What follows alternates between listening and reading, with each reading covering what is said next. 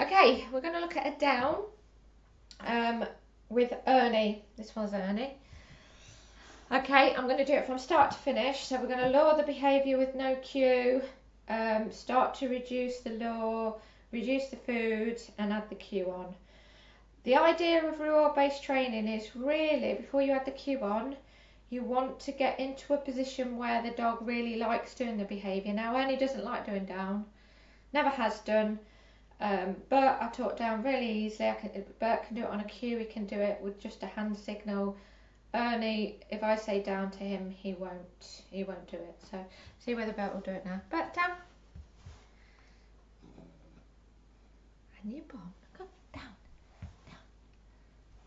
Yes, clever boy. Well done. So Bertie gets a little bit of food for that. If he gets back up again, I'm just going to ask him to get back down again and again. Now they get like this when they're together because Bert thinks Ernie's going to get the food, so that's why he's quite quick to get up, so he gets the food before his brother. So see how now he's lying down a bit more, he can just have a little bit more. Okay, now let me just try the same with Ernie. Ernie, down. I'm just going to say it once more, down. What we don't do is we don't repeat the cue over and over again and expect the dog to do it. That's why I'm working with Ernie. For one, Ernie doesn't do down from a sitting position, he does it from a standing position. He naturally lies down from a standing position, which is why I'm teaching it that way. I've got my treat pouch on, you probably can't see it, so it's there. Treat pouch, I've got some chicken in my treat pouch. Now I'm going to take a little bit of chicken out of the treat pouch, I'm going to have it in my hand and I'm going to hold it like that. I'm going to get Ernie to stand up and then my hand goes down and in. And Bert, get out of the way. And I'm going to hold it there, yes, and I'm going to mark it when his one goes down and then he gets that piece of food. Okay? Now here's Bert, move.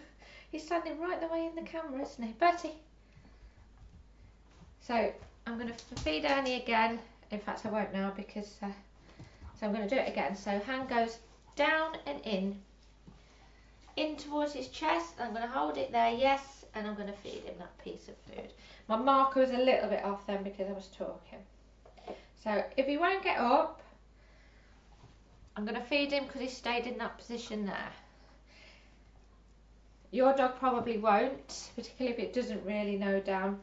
If this isn't something Ernie doesn't know, it's something that Ernie doesn't choose to do. So I'm going to throw the treat away. He stood up, down and in, get that dip. In a bit more till his bum goes down to the floor. Yes, I'm marking our feeder. Okay, I'm going to do that once more before moving on.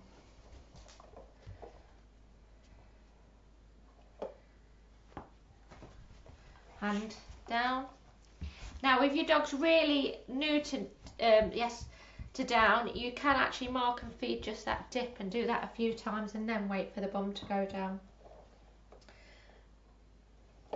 So actually Ernie made that look quite easy. So this time, so the progression is, so what I would do there, I can move on with Ernie quite quickly because as I said, I have worked on this with him before. I just need to work on it a little bit more.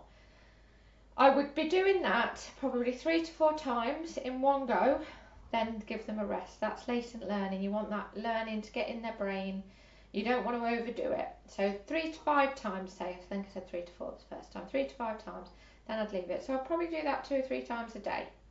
Even if you only do it twice, 2 or 3 times a day, that's better than nothing. And I'd probably do that for 3 or 4 days, maybe a week. It depends on the dog really. But I'm going to move Ernie on for the sake of the video.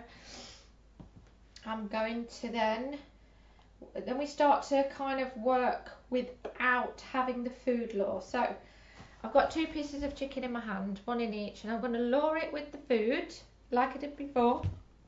But he doesn't get that piece of food. I'm going to do this one with Bert so he feels like he's getting involved. He doesn't get that piece of food. That stays there. You then bring the other piece of food in and then that one goes away and he gets fed that one.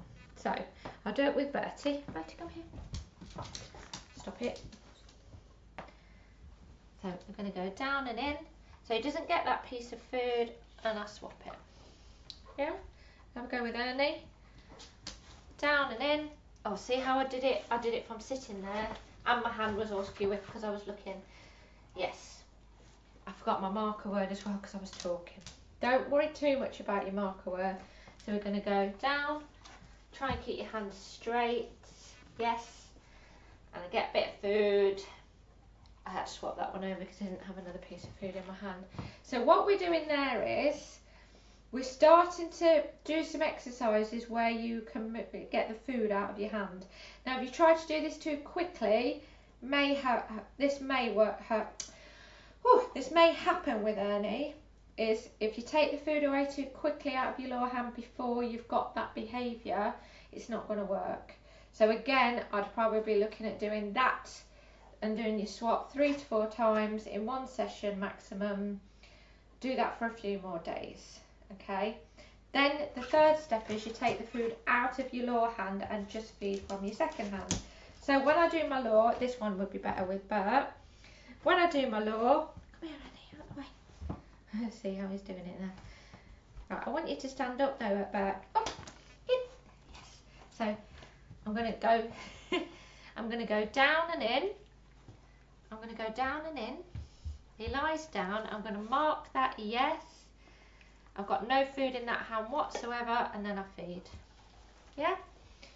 Okay, I'll show you again. Let me do it, see if I can do it with Ernie. So no food in this hand at all.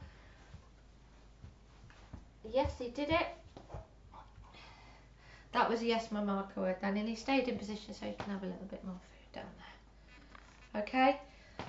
So again, you're going to be working on that. We want the dog to want to do the down. We want it to be, you know, something good. So we're going to go, wait till his bum goes down. I'm going to go in a little bit more. Yes, clever boy, clever boy. And I'm going to feed from that hand. And I'm going to try and feed him when he's still lying down, not when he's got up. It doesn't matter if you just get up because that's what your marker word's for. It's marking when the dog's lying down.